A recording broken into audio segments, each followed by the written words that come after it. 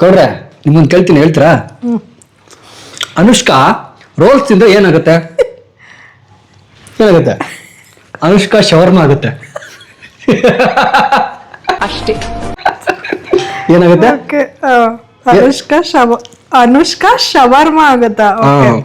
ಈಗ ಕಿರಣ್ ಕೈಗೆ ಕೋಳ ಹಾಕಿದ್ರೆ ಏನಾಗುತ್ತೆ? ಕಿರಣ್ ಬೇಡಿ.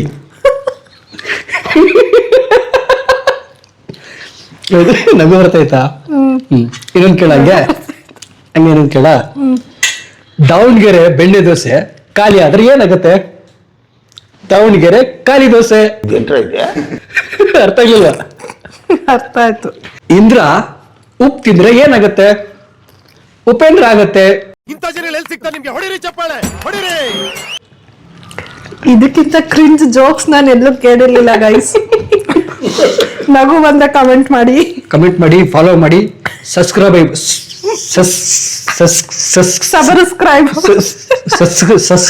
ಮಾಡಿ.